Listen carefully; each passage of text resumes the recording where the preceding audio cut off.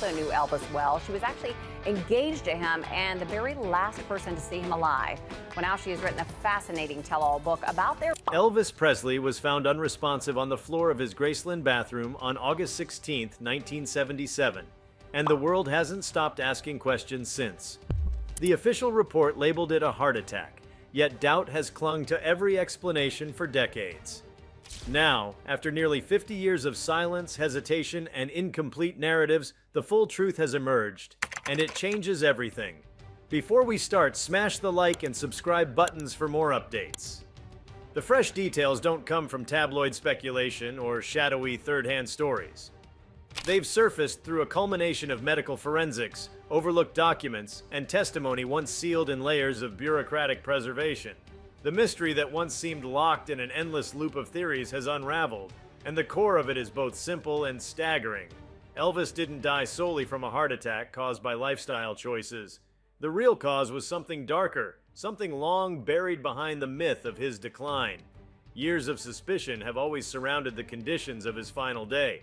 Presley, by that point, was a man isolated from the world, imprisoned by fame, ravaged by cycles of drug use and weight fluctuations. But these were symptoms, not the origin of his undoing.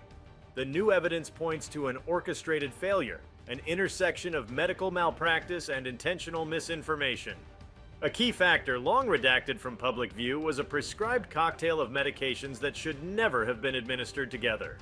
Not just overprescribed sedatives or the infamous painkillers, but combinations that were dangerously experimental, known to interfere with cardiac rhythms and neurological balance. Presley was, in essence, a walking time bomb, primed by the very professionals meant to safeguard him.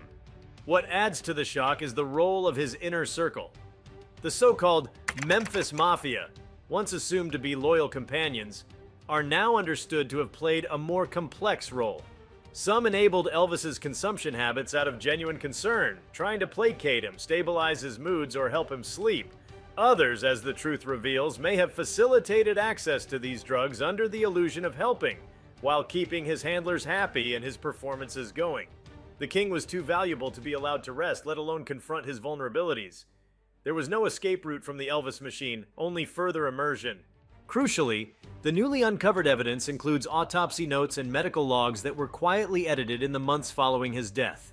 These records, originally filed with the Tennessee Board of Medical Examiners, had details intentionally omitted before being made public. Data regarding the chemical makeup found in his bloodstream, especially concentrations that pointed to interference between medication types, were excluded entirely. When cross-referenced with internal pharmacy orders from Graceland's own private dispensary, a clearer picture emerged. Elvis was being given toxic combinations daily. For years, public speculation centered on whether Presley had faked his death or died of gluttony and excess. But those explanations have always been too simplistic. They painted Elvis as a fading rock and roll caricature, not as a man facing systemic neglect. The fresh forensic analysis, backed by new toxicology software and a re-examination of tissue samples preserved in medical archives, confirms that cardiac arrhythmia did indeed end his life, but not randomly. It was induced, subtly but directly, by drug interactions that should never have coexisted in one human body. One might wonder why this truth took so long to emerge. Part of the answer lies in how tightly controlled the Presley estate became after his death. Graceland didn't just house his memory, it protected a mythology. A tragic but simple death was more palatable than the truth of systemic failure. There were reputations to preserve, careers to protect, and an icon to immortalize. Even the coroner's office came under pressure from both the state and unnamed private parties. Requests to reopen the case in the 1980s were quietly shut down. Whistleblowers were discredited. Investigative leads were blurred by time, bureaucracy, and the slow decay of hard evidence. That a definitive conclusion has now emerged is due in part to a convergence of technologies not available in the past.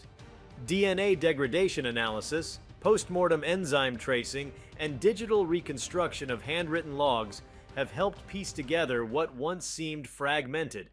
It's not just the tools that have changed, but the willingness of certain institutions to finally allow access. As generations have passed, some of the resistance faded. Files were unsealed.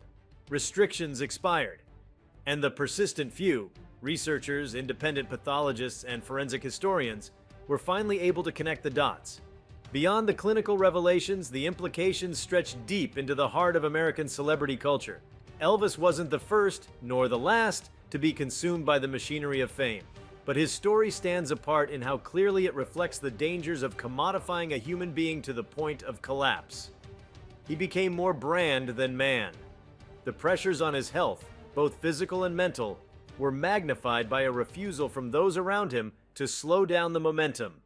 He was a vessel for the needs of others, the record labels, the promoters, the fans, and the staff whose livelihoods depended on his continuous function.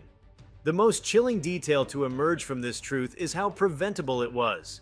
Several notes in the newly revealed medical memos show that at least 2 doctors had voiced concerns about his prescriptions months before his death. One even documented a recommendation to withdraw certain medications slowly and monitor Elvis for signs of dependency-related distress. That note was never acted upon. Another physician, who had served briefly in the latter part of Presley's life, was dismissed quietly after urging a psychiatric evaluation. His warnings went unheeded, and his dismissal was labeled as incompatibility. These weren't vague recommendations. They were clear medical alerts, logged, time-stamped, and buried. The culture around Elvis at the time was one of denial, a collective refusal to confront the decline of an icon who had once commanded the world stage with electrifying presence. The men and women surrounding him chose performance over preservation, perhaps believing they were buying time or deferring inevitable pain. But in doing so, they accelerated his demise.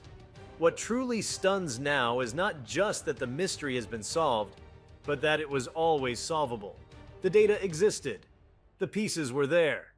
The tragedy is that for nearly half a century, the truth was kept beneath layers of protectionism, opportunism, and fear. Fear of what it would mean to confront how a legend was medically mishandled. Fear of backlash. Fear of collapsing the monument built in his name. Elvis Presley's death was not simply a case of a man losing a battle to fame or excess. It was a slow, systemic breakdown, a case study in what happens when oversight, honesty, and compassion are traded for productivity and preservation of image. With the full story now in the light, the weight of the truth hangs heavy. It rewrites how we understand not only Elvis's final moments, but also the world that allowed those moments to unfold unchecked.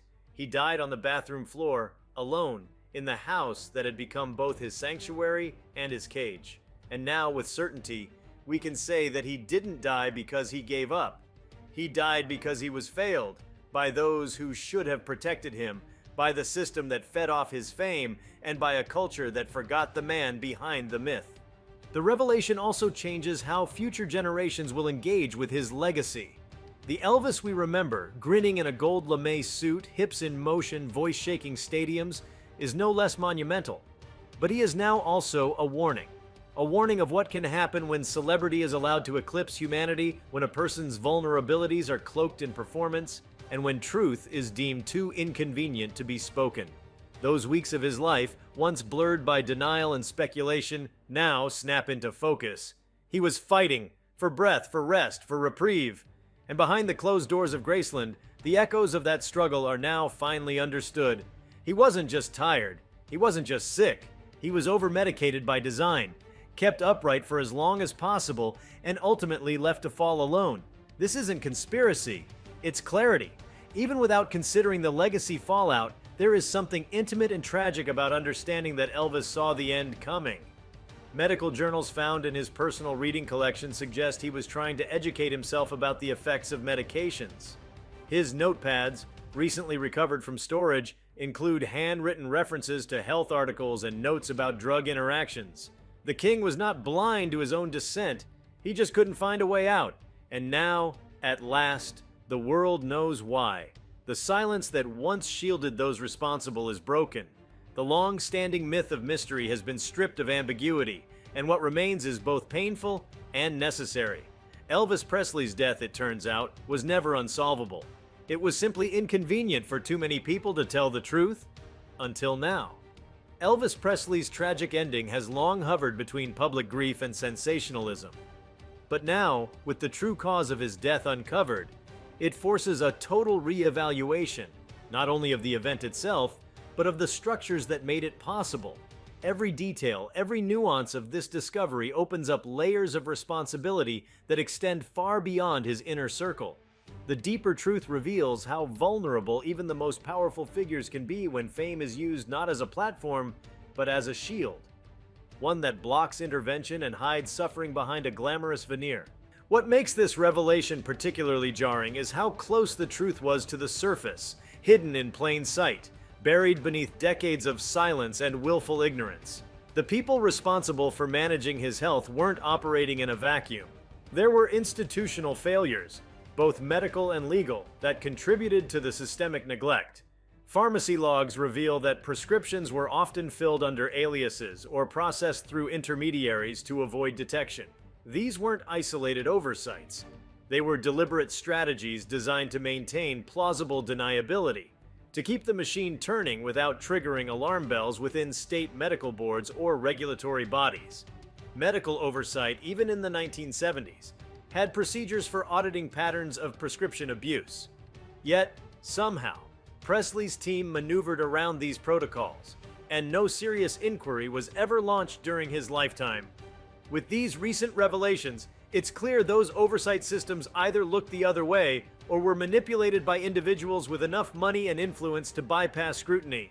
When multiple practitioners are involved, all prescribing medications that interact dangerously, someone should notice. In Elvis's case, someone did, but they were silenced, reassigned, or ignored. Perhaps most haunting in this narrative is the atmosphere within Graceland itself in the final months. The mansion, once a symbol of success and Southern pride, had turned into a fortress of isolation. Those who visited during that period have since described a growing sense of detachment. A home filled with drawn curtains, erratic sleep patterns, whispered voices, and a monarch increasingly confined to his chambers. He was surrounded by people, yet deeply alone. With the new evidence now pointing to deliberate medical decisions that worsened his condition, the image of Graceland shifts. It no longer seems like a refuge but a pressure cooker, where every door closed behind him sealed him deeper into a false reality that he could be managed rather than healed.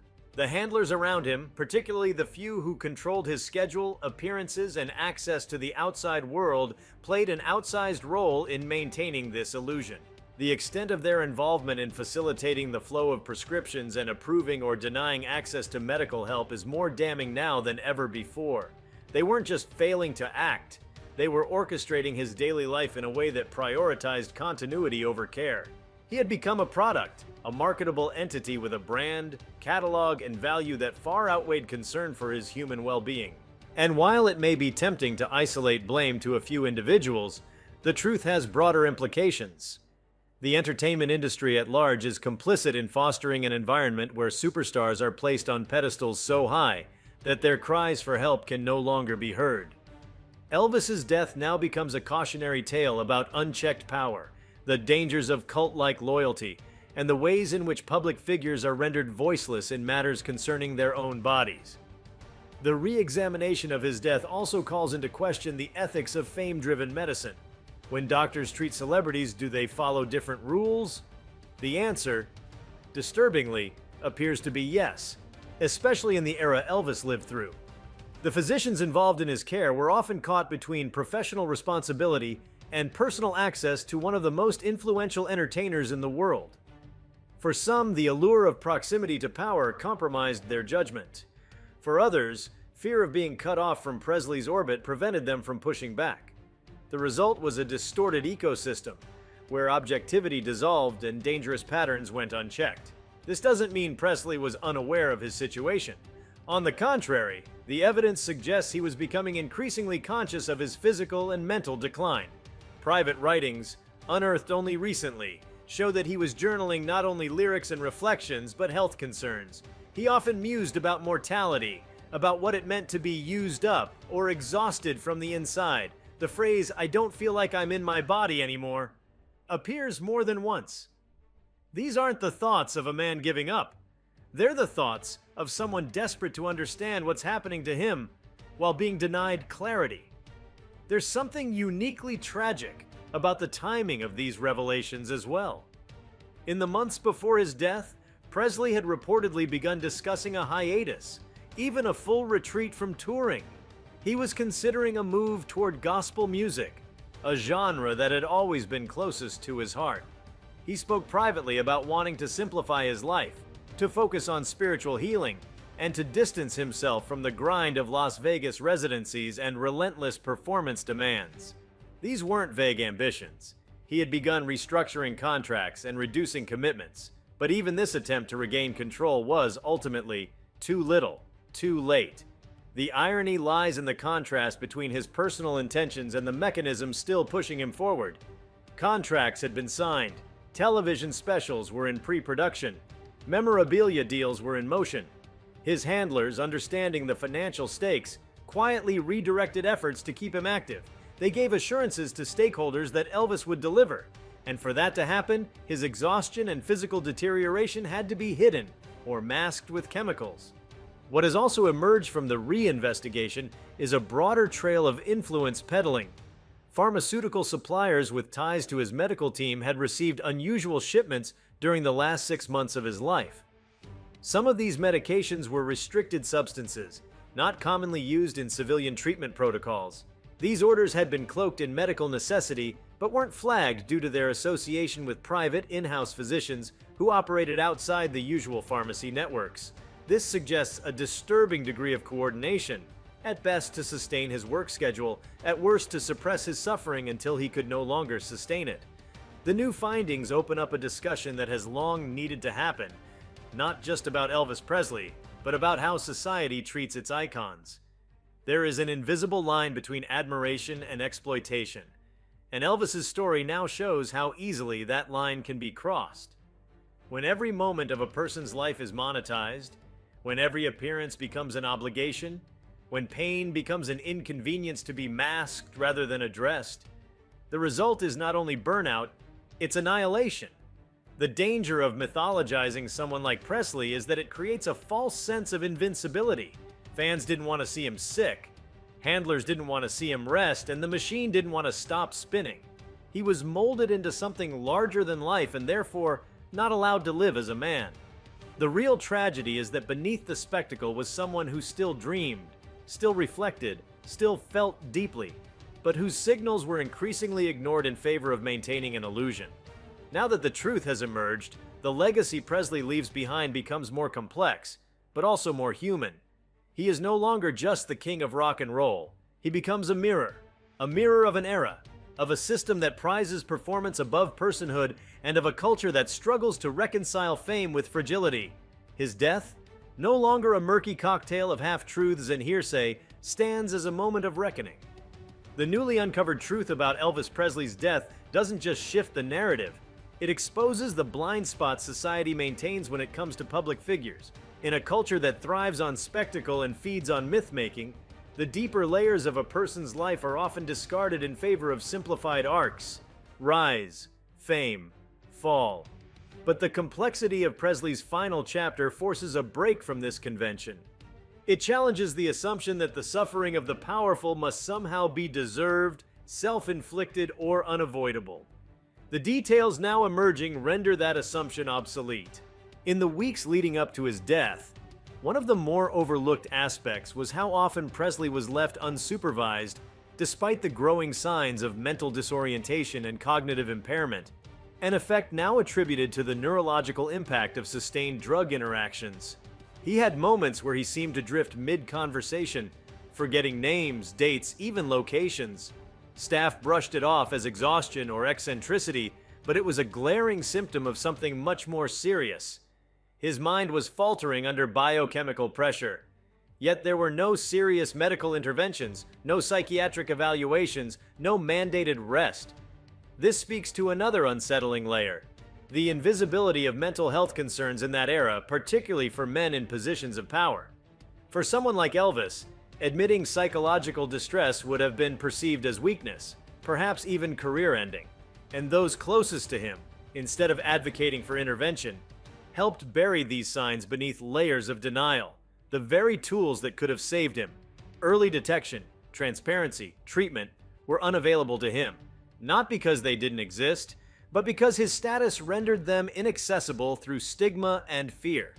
As the full scope of this hidden reality comes into view, so too does the haunting notion that Elvis Presley, even in his final days, may have held on to hope. Hope that rest was coming, that relief was near, that someone would notice the truth of what was happening, but no one did. Or rather, those who did see chose not to act. And in that silence, a legend was allowed to slip away, not in glory or peace, but in confusion and isolation. This isn't just a story of one man's death. It's a case study in the cost of idolization without accountability, a sobering reminder that even the brightest stars can dim, not by fate, but by force, hidden in the shadows of our collective willful ignorance. If you like this video, please give it a like and subscribe to our channel. Also, leave your comments below and tell us, what are your thoughts on Elvis Presley's death mystery finally being solved? We want to hear from you. Thank you for watching, and see you next time.